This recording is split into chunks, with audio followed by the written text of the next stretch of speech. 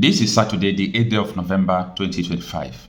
Have you seen the news trending all over the place regarding the statement that was attributed to Sheikh Gumi? He said that bandits are on revenge mission, but they listen, not like IPOB, that is the indigenous people of Biafra, that wants to leave Nigeria.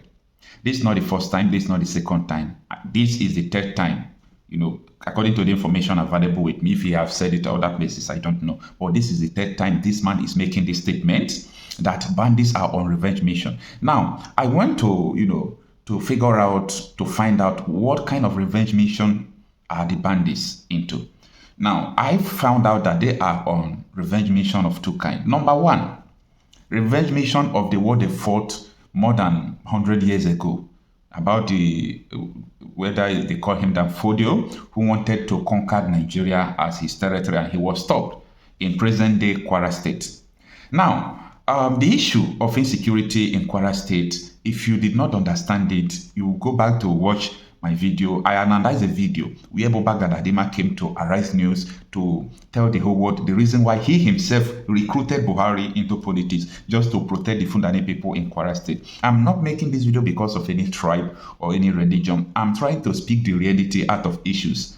And everything I'm saying is verifiable. You can go and verify them. Now, the second part of it is that these people, when they came to Nigeria some years ago, the recent one I'm talking about, when they were imported into Nigeria in 2015, most of the villages refused to accept them. So any village that refused to accept them, they come back for revenge. If they use their cow, their cattle to pass through your farms and so on and so forth, they kill, maybe they raise down your farm and you kill one cow. They will come back for revenge mission and finish your village, committing terrorism and so on and so forth. So what Sheikh Gumi is justifying is now that the terrorists, they listen, they are their people. But IPOB want to leave Nigeria. Why do you want to leave Nigeria that we want to conquer? That is the argument of Sheikh Gumi. You see, the problem we have in Nigeria is beyond insecurity. Anybody who will be able to solve the insecurity challenges in Nigeria today and did not let Nigerians to govern themselves according to their belief and ethnicity, the problem is going to come back. I'm not saying this because I jump into the trend or what is going on. I've been on this issue for years now. If you solve the problem, security challenges in Nigeria, the killings, temporarily, it will still come back as far as, all this artificial border exists. Every ethnic group, they're supposed to live on their own. Or the least thing that could happen in Nigeria that will make maybe the country to be stable a little bit is regional government, where every region will manage their resources, their security. It's more or less a country. Let us put Nigeria into regional, government. Everybody manage your security, manage your resources, manage everything about you. That is the least thing that will happen in Nigeria that will make Nigeria to step back. Because I have taken my time to listen to Sheikh Gumi many times, not one, not two, not three. Okay, I've listened to many of his videos. The idea of the man is that all these people, they are the ones sending them. They send these terrorists. Now, he was on television the other day. He was talking about why can't Nigeria start teaching Arabic in medicine? And today, if you have Islamic education, you can go and study nursing. You don't need why are we still in one country? Why are we still, called a secular state or all those things? This deception must stop. Have you seen this interview? Quickly, maybe you'd like to react to some of the things that have been said, but my question to you also is, where have we been getting it wrong as a nation? Why are we still having this conversation even after many years and several efforts? One of the key reasons why we are getting it wrong is because of people like Sheikh Gumi. In a clear case of a war, because he's talking about bloodshed, there has been bloodshed. Nigeria has been a theater of war for almost 2 decades. Possibly it is not affecting him directly because most of the casualties, most of the mass murders is that of Christians. He appears to be a negotiator, but to be very honest with you, he has advocated more for appeasing the terrorists rather than advocating justice for the victims. And I think it's important to us because I believe he's an Islamic cleric. He understands the concept of justice. How do you deal with a scenario of people raping women, people killing soldiers, people decimating homes, people sacking communities, but then the strength of your advocacy is that the government should appease them. Where in the whole world, in the history of any war, whether guerrilla warfare, whether military warfare, have you ever found a situation where there is an active bloodshed going on, and then you believe that appeasing the criminals that are carrying out these genocidal attacks and infusing them into the military will help? From the very beginning, when the notion of amnesty, de-radicalization and integration began, we have never seen a scenario where these repentant terrorists, as they call them repentant, have ever led people to their camps and they were decimated. They have been growing exponentially. They have been acquiring more arms. So that is basically the problem we are having. We are getting it wrong simply because we have managed to create a false narrative. An example is we have managed to compartmentalize terrorism or these Islamist activities to look as if it is only Boko Haram that is doing it. The reason is because the rest of the terrorist groups that are jihadist in nature have been forged into different names. For instance, he's talking about two fighting. There is no two fighting anywhere. It is important also, we would love it if you are able to have an example of one Christian militia that is operational in either Sokoto or any of the Muslim dominant state that have been raping women and killing people, then we can understand that. And at least the Muslims will equally lend their voice and say, okay, whatever it is the Americans are claiming that the Christians are suffering from, we are also suffering from it. And since it is all about eradicating terrorism, then good, come and eradicate them. But I think the problem is not just because there are foot soldiers who are killing people.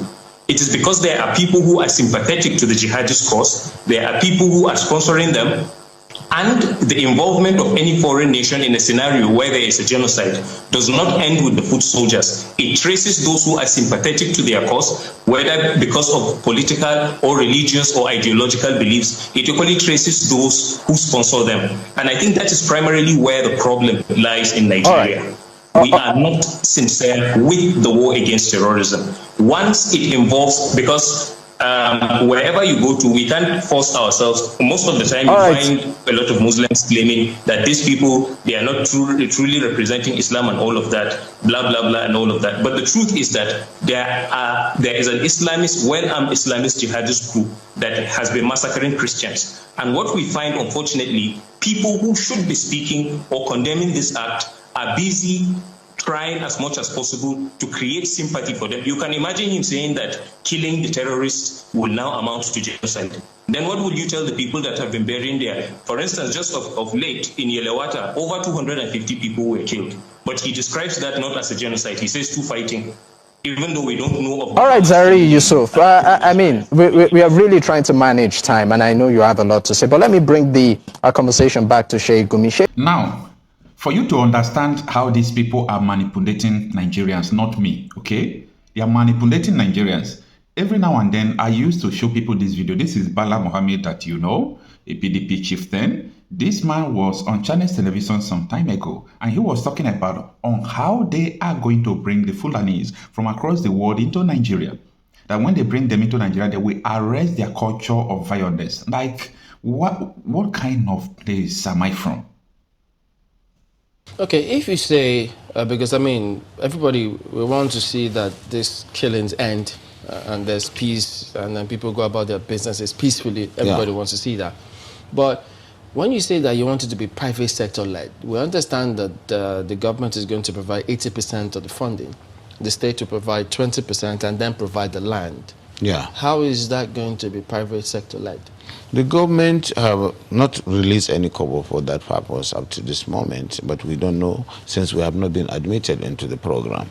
But certainly we have been working very hard to see that because our people are mostly transhumans and that we have this vision to create an economic nucleus around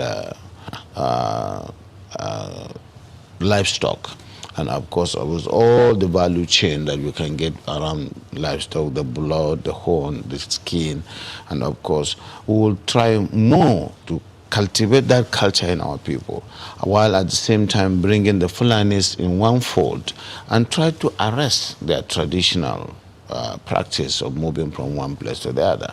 And that is very big, an uphill task. But I think we can communicate with them more, because to them they don't have borders from Cameroon to Nigeria. But that's the thing, Your Excellency. How do we ensure that those who will be participating in this federal government largely funded program will be Nigerians? In terms of the funding? No, in terms of the operations. Operations. You said to bring in the Fulanis together. We have Fulanis from other countries the issue as well. of misconception, I said there is a lot of mistrust and misconception with regards to the Fulani man. The Fulani man is a global or an African person. He moves from the Gambia, from Senegal, and his nationality is just a Fulani man. And as a person, I may have my relations in the Cameroon, but they are also Fulani men. I have relations because from the maternal side, I'm a Fulani man. And that is why we want to educate people. A Fulani man sees himself as a Bayelsan, as somebody coming from the Niger Delta, because he speaks the Niger Delta language, which you and I don't. And of course, we would have to just take this as part of our own heritage, something that is African, and that we cannot just close the border and say the Fulani man is just a Nigerian or this. No. In most cases, the crises are precipitated by those outside Nigeria. When there is a reprisal, it is not the Fulani man within Nigeria that causes it. It is that culture of getting revenge, which is embedded in the tradition of the Fulani man, that attracts reprisal from all over the world. If I understand it, does that mean that those Fulani men who are maybe domiciled in other countries who move around, they can come into the country and this plan will accommodate them as well? Yes, that's what we want to do. But it has to be done through sensitization, telling them you have to buy in the project, and you use the language, the culture itself to be able to convince them, away from the mistrust where the whole system of transhumance or pastoralism is criminalized. Criminalization of pastoralism is the problem that we have with this project. And it requires people with passion who understand them and who they believe in, people like us from that part of the country, to say, yes, we have this. Because today there is no limit to the accusation that this and that has happened and it is the Fulani man who caused it. There is no tribe that is not, that you don't have this criminality in. But certainly the way and manner we do it is really exacerbating the crisis and the problems. Will there be any form of documentation of all the people that will be, yes, we are within that? Oh yes, that is going to give Nigeria the opportunity to really have the best in terms of documentation in the demographics, because as I said, a Fulani man settles anywhere he can feed his cattle. And so if they are put in one place and they are made to understand that this is to save them and their animals, they are exposed to the vagaries of the forest and what is going on, cattle rustling, killings and what have you. And that's why it is important for them to understand that staying in one place is good. And of course, in terms of the best practice of carrying the meat, the cows and the lorries. Let's stay with that security angle for a bit. Is there going to be, this plan going to be a fenced enclosure where anyone who comes in is secured, so there is no one that can just come in from anywhere else? No. It is going to be a colony, and a colony does not require a fence. You will understand it is not going to be a prison. You will understand the reason why people are concerned, because of all the security issues that have been happening over time. So if that... These forests are there anyway. If you don't occupy them and create a colony out of them, they create places for the criminals. Yeah. And today, that's why you have the Sambisa forest, because it is not being utilized. But Your Excellency, much as yes, I mean, they are fantastic. We have met a lot of them who are Fulanis as well. But the concern too is, why should federal government use resources for this country to accommodate Fulani men who are not Nigerians? You see, as I said, we are already accommodating them. Do you delineate and then really know who is not a Fulani man from Nigeria? They are all Nigerians, because I said their identity, their own citizenship is Nigerian, even though we have relations all over the world, all over Africa. And so, presumably they are Nigerians.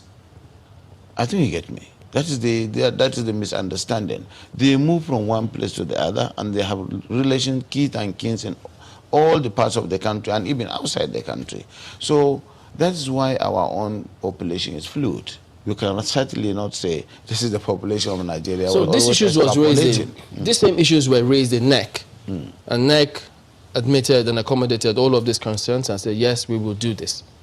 All these issues, there were some, you see, when decisions are taken, you don't give a dissenting view. It is a decision that it should be done, and state will look at its peculiarities and what it wishes. So for some of us, we think it's a very good thing. We can even say we will accommodate all the Fulanis in Bauchi if you want, and then we'll be taking their meat and their products to you, and then we'll make a lot of money. Okay, to your 100 days. Yes, but time is fine. No, let's just transit, maybe a little smoothly.